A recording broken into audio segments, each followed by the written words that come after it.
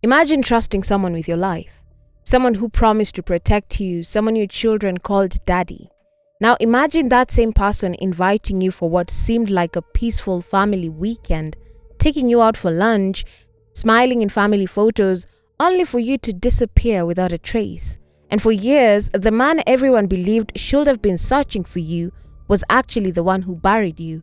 Not one victim, not two, three. A mother, a little girl, and a 5-year-old boy. Today we are talking about one of Kenya's most calculated family murders, a case that shocked the country and ended with a former Kenya Defense Forces major being sentenced to life imprisonment for wiping out his own family. This is Crime Dopers. Twisted tales in every folder.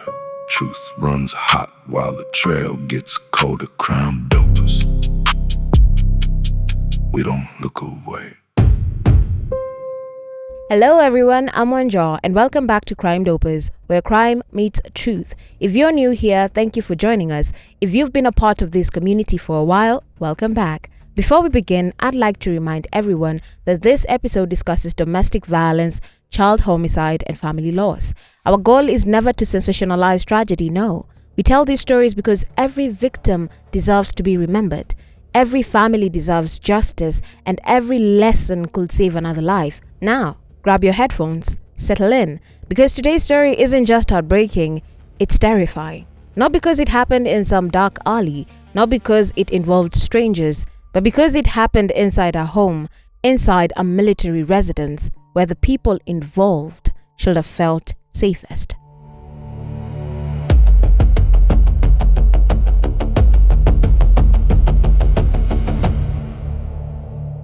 When people had the name Peter Mugure, many saw success. He was educated, disciplined, respected, a civil engineer by training, a senior officer in the Kenya Defense Forces, stationed at the Laikipia Air Base in Nanyuki. Someone who had climbed the ranks through one of Kenya's most respected institutions. On paper, his future looked incredibly bright. But here's something I've learned after covering true crime for years. Sometimes the most dangerous people aren't the loudest. They're the ones who know exactly how to appear calm, exactly how to plan, exactly how to make everyone believe everything is under control. And prosecutors will later argue that Peter Mugure planned everything, every step, every movement, every lie long before anyone realized his family was in danger. Meanwhile, hundreds of kilometers away was Joyce Syombua, 31 years old, a businesswoman, a mother, someone trying to raise 2 young children, 10-year-old Shanice Maua and 5-year-old Prince Michael. Like so many separated parents, their relationship wasn't simple. They weren't living together anymore, but they shared something far more important than their disagreements: 2 innocent children. And you'd think whatever problems existed between adults, the children would remain off limits. Sadly, that's not what happened.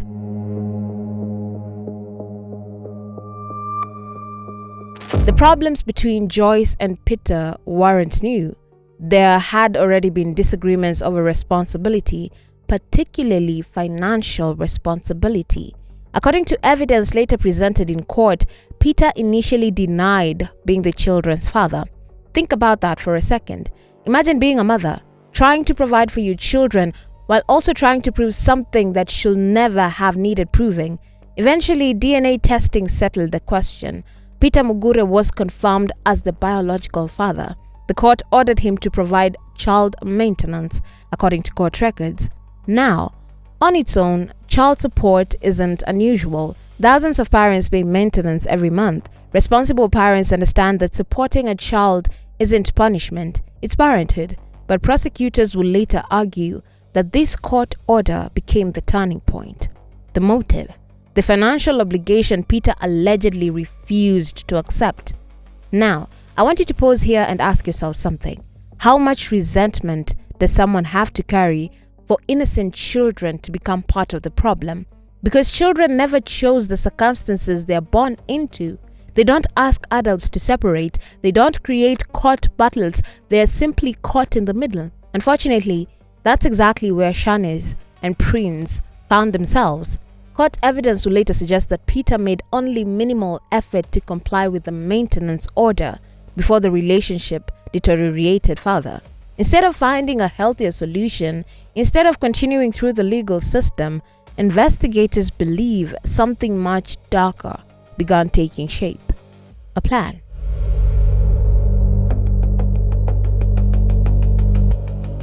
October 2019, Peter contacted Joyce. He wanted to see the children. Nothing unusual there. Separated parents arrange visits all the time.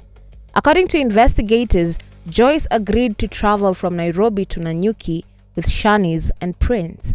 The visit was supposed to be a family weekend, a chance for the children to spend time with their father. Can you imagine what those children must have been feeling? Road trips can be exciting. Maybe they packed their favorite clothes. Maybe Prince couldn't stop asking questions during the drive.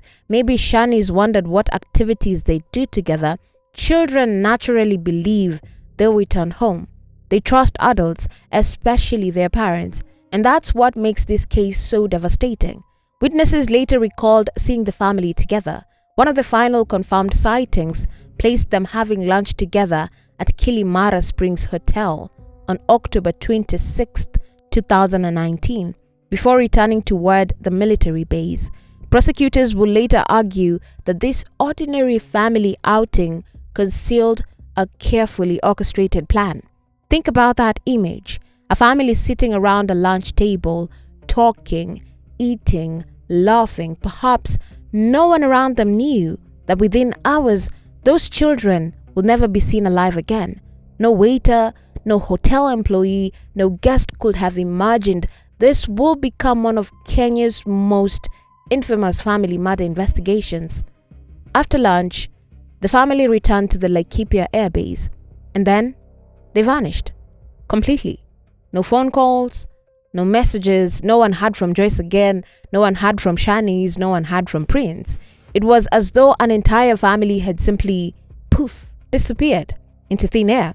But disappearances always leave questions behind. And in this case, those questions will soon expose a chilling trail of deception.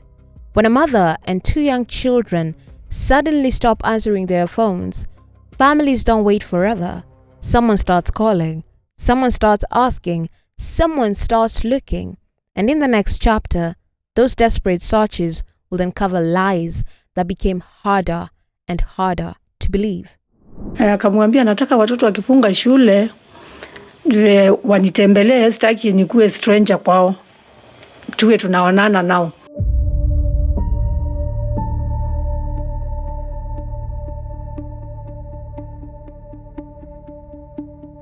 When someone disappears, there's always a moment when loved ones convince themselves everything is okay. Maybe the phone battery died, maybe there's poor network, maybe they'll call back tomorrow. But tomorrow came, and Joyce never called. Neither did Shanice nor little Prince. Days passed, silence, and that's when Joyce's mother, Elizabeth Maua, knew something was terribly wrong. She knew her daughter. Joyce wasn't the type to vanish without telling someone, especially not with two young children. So she began making calls. Friends, relatives, anyone who might know where Joyce was. Nothing. Then she reached out to the last person believed to have seen them alive, Peter Mugure, the children's father, the man who had invited them to Nanyuki, and at first, his explanation sounded believable. He claimed Joyce and the children had already left, that he had dropped them off after their visit.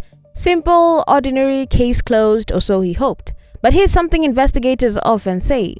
When someone disappears, the last person to see them alive automatically becomes very important. Not automatically guilty, just important.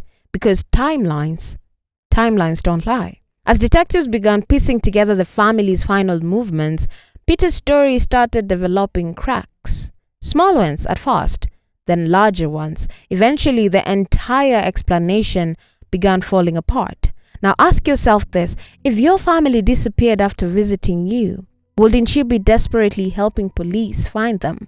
Wouldn't you be making calls, joining searches, following every lead? Instead, investigators will later tell the court that Peter's actions raised more questions than answers.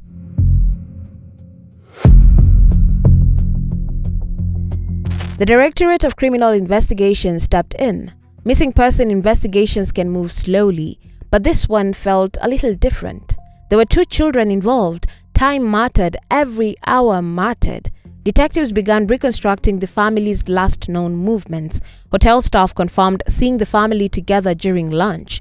That part matched Peter's story, but what happened after they returned to the military base?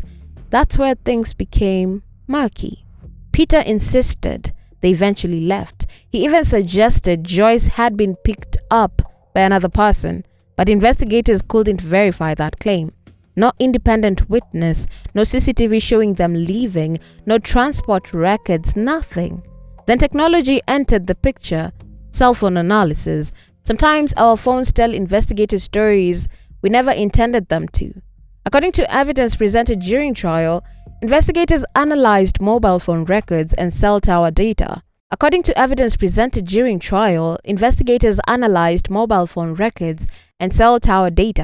The phones belonging to Joyce and the children never showed evidence of traveling away from the vicinity of the Laikipia airbase after their return. Instead, their signals simply stopped forever. That discovery changed everything, because if the phones never left, maybe, just maybe, neither did the family. Imagine being the detective who first realized that. You look at the digital map, you expect movement, a journey toward Nairobi. Instead, nothing.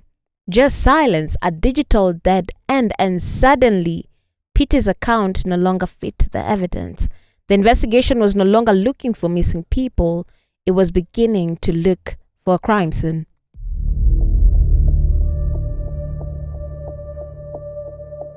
Here's where this case becomes even more disturbing. Investigators didn't just believe this was a murder. They believed it was premeditated, carefully planned. Court evidence later showed that Peter had allegedly identified the burial location days before Joyce and the children even arrived in Nanyuki. Think about that. Before the visit, there was already a location. Before the family lunch, there was already a destination. Not for a picnic, no. Not for sightseeing, for a grave. That finding became one of the prosecution's strongest arguments for proving malice aforethought. This wasn't an argument that spiraled out of control. This wasn't a sudden burst of rage. According to prosecutors, it was preparation, planning, calculation, and if that's true, it changes everything, because it means the smiling father at lunch already knew how the weekend would end. As investigators dug deeper, another name entered the story. A young casual laborer named Collins Pamba. At first, he was treated as a suspect, but before long, he became something else. Someone carrying a secret too heavy to keep. Someone whose testimony would eventually unravel the entire case. And what he revealed was almost impossible to believe. Every major investigation has a turning point. One moment, one witness, one decision that changes everything. For detectives in this case, that moment came through Collins Pamba. According to court testimony, Pamba eventually cooperated with investigators and led them to a shallow grave in the Githu, Kilimo area, where the decomposing bodies of Joyce, Shanice, and Prince Michael were recovered. Prosecutors alleged that he had helped dispose of the bodies after being recruited by Peter Mugure. Imagine that moment. Police officers standing in silence, forensic teams arriving, families praying that somehow this isn't the place, that somehow the information is wrong, but it wasn't. Buried beneath the earth were 3 lives that should have had decades ahead of them. A young mother, a 10-year-old girl, a 5-year-old boy. The search was over, but the pursuit of justice had only just begun. The mystery of where Joyce and her children had gone was finally answered, but detectives still had to answer an even bigger question. How exactly had they died? And perhaps even more importantly, could the prosecution prove beyond reasonable doubt that the man who invited them to Nanyuki was the same man who murdered them? In the next part, we'll step inside the courtroom where forensic experts, phone records, pathologists, and one accomplice's testimony will paint an almost unimaginable picture of what prosecutors said happened inside House A3 on that October weekend.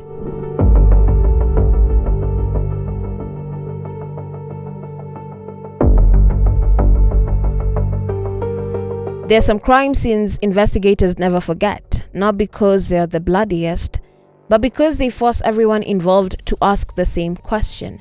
How could someone do this to their own family? By the time detectives began piecing together what had happened inside House A3 at the Laikipia Air Base, they already suspected this wasn't a crime of passion. It looked organized, calculated, cold. According to the prosecution, Joyce, Shanice, and Prince never left the military residence alive.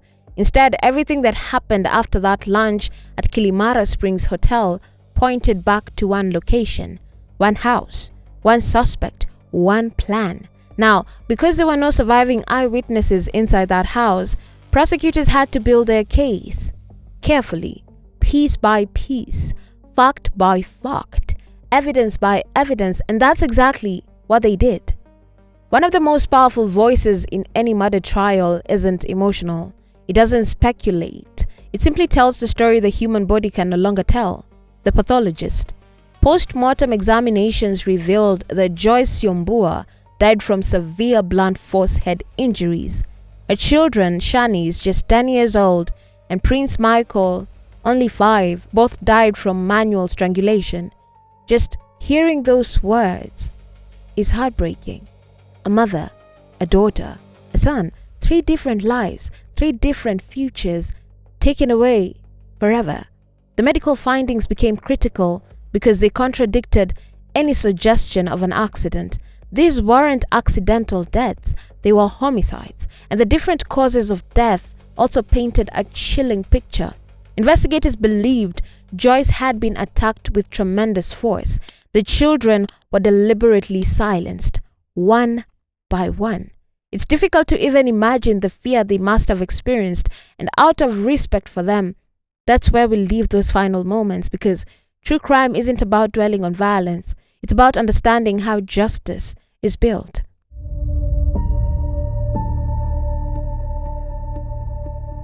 Now, remember Collins Pamba, the young casual laborer whose name first appeared during the investigation?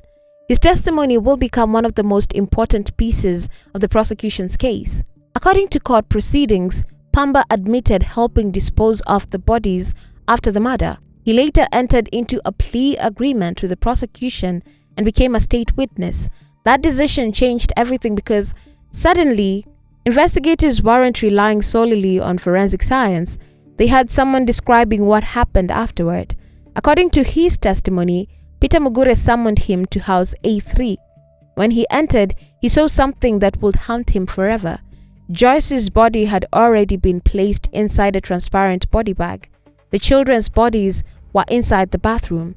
Imagine walking into that room. Imagine realizing what had happened. Then imagine the pressure of being asked to help conceal it. According to prosecutors, Peter instructed Pamba to help load the bodies into the boot of his vehicle before driving to the burial site. That testimony will later become one of the pillars supporting the prosecution's theory of premeditated murder. Now, you have to ask yourself, if this had really been an innocent misunderstanding, why would there be body bags? Why would there be a secret burial?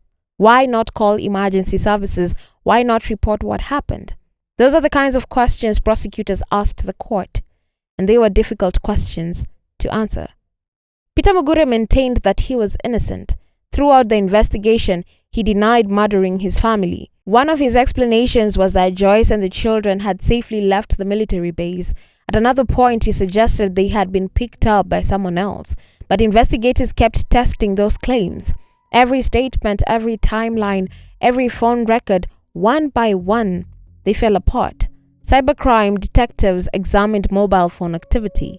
The phone belonging to Joyce and the children never showed movement consistent with leaving the area alive. Instead, their digital footprints simply ended near the airbase. That evidence became incredibly significant because phones don't simply disappear. They usually travel with their owners unless their owners never left. Then came another disturbing revelation. Investigators alleged that Peter had identified the burial sites days before Joyce and the children arrived in Nanyuki. Think about that. If true, that means the grave wasn't dug after an unexpected tragedy. It existed before the visit, before lunch, before anyone disappeared. That kind of preparation is exactly what prosecutors argued demonstrated malice aforethought, the legal intention required to prove murder. And suddenly, what first appeared to be a missing persons case looked increasingly like a carefully executed plan. By the time the trial gained momentum, the prosecution had assembled what it described as a compelling chain of evidence. There was forensic pathology, DNA analysis, cell tower data, witness testimony, and the account provided by Colin Spamba. But Peter Mugure's defense wasn't prepared to surrender. His legal team challenged several aspects of the prosecution's case. One of the biggest arguments wasn't actually about the murders themselves. It was about jurisdiction. Peter argued that because he was a serving Kenya Defence Forces officer, his case should have been handled by a court-martial rather than a civilian court. It was a significant legal question. Could a military officer accused of murdering civilians avoid trial in the ordinary High Court? Eventually, the court answered that question. No.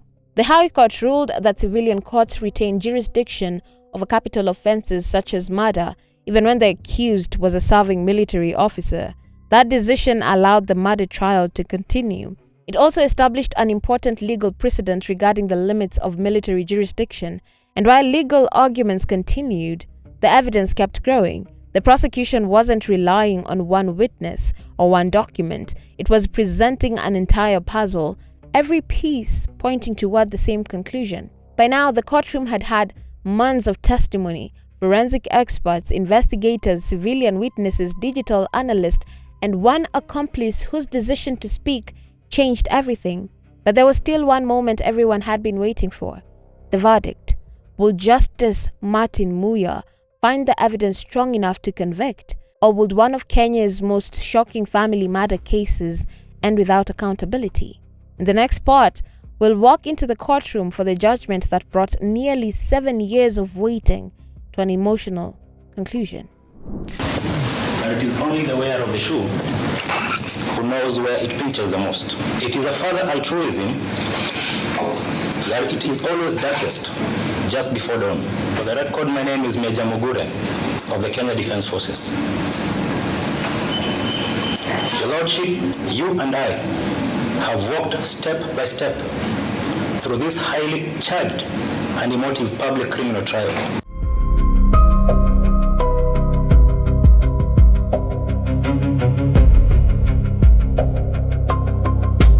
Justice can be painfully slow. For Joyce Syombua's family, it wasn't measured in weeks or months. It was measured in years. Nearly 7 years. 7 birthdays without Shanice, 7 Christmases without Prince Michael, 7 years of wondering if the legal system will finally hold someone accountable for erasing an entire family.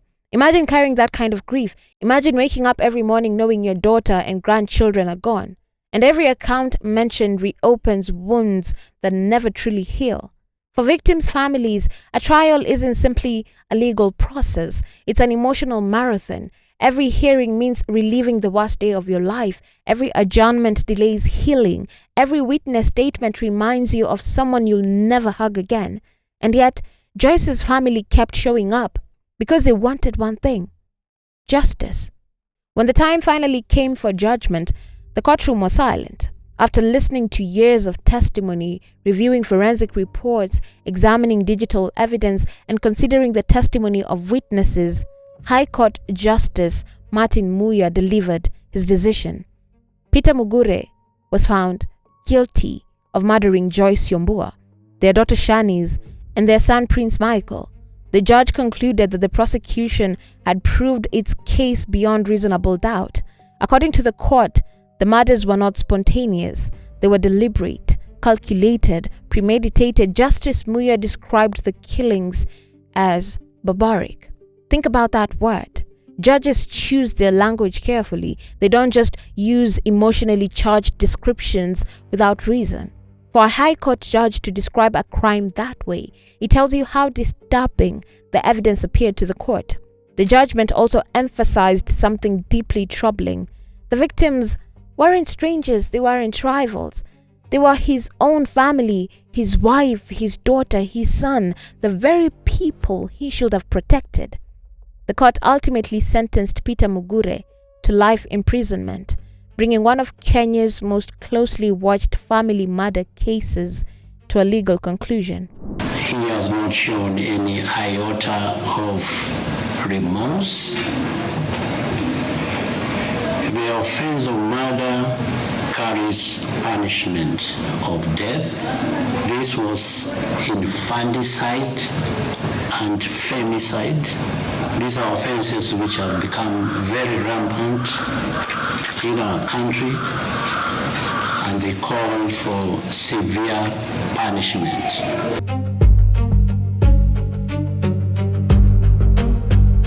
One detail from the sentencing hearing stood out to many people who followed this case. Peter Mugure remained composed. There was no public emotional breakdown, no visible display of remorse. Instead, he maintained that he disagreed with the conviction. He respected the court, he said, but not its conclusion. His legal position was interesting. He reportedly instructed his lawyers not to challenge the life sentence itself. Instead, he intended to challenge the conviction. Now, everyone has a constitutional right to appeal. That right is fundamental to any justice system. An appeal does not automatically mean someone is innocent, nor does a conviction mean every legal avenue has ended. Appeals exist because the justice system recognizes that every accused person deserves the opportunity to have a higher court review the evidence and legal reasoning. Whether that appeal succeeds is a completely different reason. But here's what remained unchanged. 3 people were still gone. Nothing filed in court could bring Joyce back. Nothing could return Shanice to her classroom. Nothing could give Prince Michael another chance to grow up. Some losses cannot be appealed. As I researched this case, one theme kept returning. Control. Not anger, not revenge. Control. Think about it. The prosecution argued that the conflict centered around responsibility, child maintenance, financial obligations, parenthood. When one person begins viewing a child or a partner as a burden instead of a human being, something dangerous happens. Empathy begins to disappear. And when empathy disappears, violence often finds room to grow. Domestic violence doesn't always begin with physical abuse. Sometimes it begins with manipulation, isolation, financial control, threats, humiliation, or an obsession with maintaining power over another person's life. Those warning signs are often dismissed. People say they're just having relationship problems. It'll blow over. They've always argued. But sometimes those arguments are warning lights flashing long before tragedy arrives. Now, of course, not every difficult relationship becomes violent. Far from it. Most do not. But when someone repeatedly shows controlling behavior, refuses accountability, or treats people as possessions rather than equals, those are behaviors worth taking seriously. Because violence rarely appears without warning. Sometimes the warning signs simply aren't recognized until it's too late. Whenever we cover cases like this, it's easy for the accused to become the center of attention. People remember the suspect's name, his profession, his sentence. But today, I'd like for us to pause and remember the people whose futures were stolen. Joyce Syombua, a daughter, a mother, a woman trying to build a life.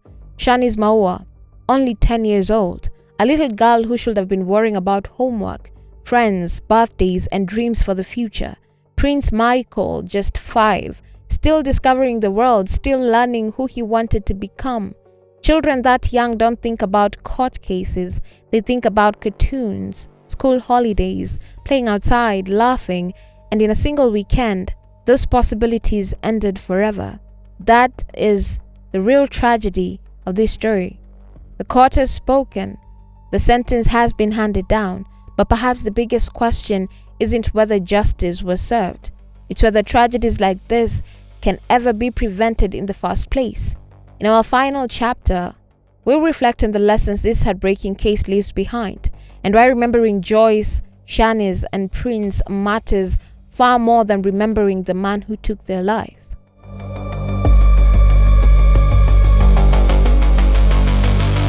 When a judge delivers a sentence, people often say the case is closed. Legally, that's true, but emotionally? Cases like this never really close because there's no sentence that can replace a daughter, no prison term that gives children another birthday, no judgment that erases the nightmares carried by those left behind. Justice matters, it always will, but justice and healing are not the same thing. For Joyce Syombua's mother, the verdict could never return her daughter. It could never restore the laughter of Shanice or the innocent smile of Prince Michael. Instead, it offered something different: accountability.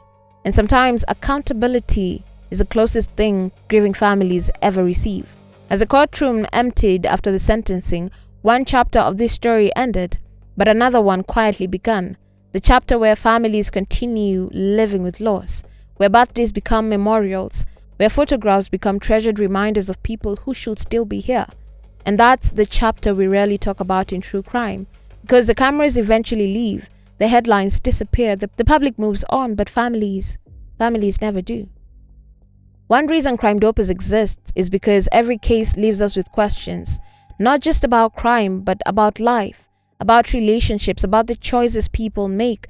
This case raises one uncomfortable question. How do conflicts become catastrophes? Because disagreements happen every day. Relationships end, people separate, courts issue maintenance orders, parents argue. Those situations are painful, but they should never become fatal. What separated this case from thousands of ordinary family disputes wasn't the disagreement itself. It was the decision to replace responsibility with violence, to replace communication with control, to replace accountability with destruction. And that's something every one of us should reflect on. If someone in your life constantly threatens you, controls your finances, isolates you from your family, or makes you feel unsafe, please don't ignore those feelings. Abuse doesn't always begin with bruises. Sometimes it begins with fear. Sometimes it begins with someone convincing you that your voice doesn't matter. Sometimes it begins with making you believe you have nowhere else to go. If any of that sounds familiar, please know this. You deserve safety. You deserve support. And asking for help is never a sign of weakness. It's often the bravest decision someone can make.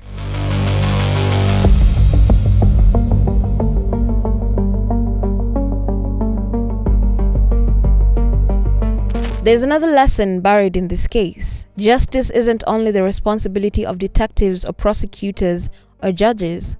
It's all of ours. Justice begins when we believe people who say they are afraid, when we don't dismiss controlling behavior as just relationship issues, when we support friends escaping abusive situations, when we teach children that respect matters more than power, when we remind one another that asking for help is never shameful. Sometimes, preventing the next tragedy begins with one difficult conversation, one intervention, one person choosing not to stay silent, because silence has protected too many abusers for far too long.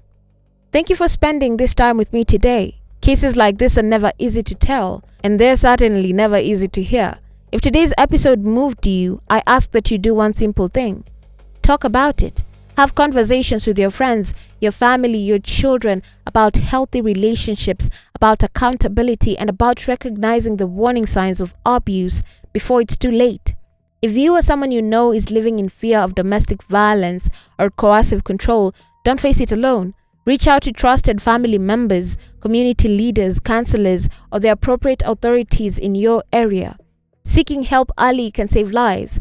And if this episode helped you understand this case, please consider subscribing to Crime Dopers, leaving a review, and sharing the episode with someone who believes, just like we do, that every victim deserves to be remembered. Because every share keeps a victim's story alive. Every conversation raises awareness, and every voice brings us one step closer to justice. I'm Wanja, and this has been Crime Dopers, where crime meets truth. Until next time, take care of yourself, look out for one another, and remember our Crime Dopers life rule. Trust your instincts, take threats seriously, and never ignore the warning signs of abuse. Your safety is always worth protecting. Crime Dopers.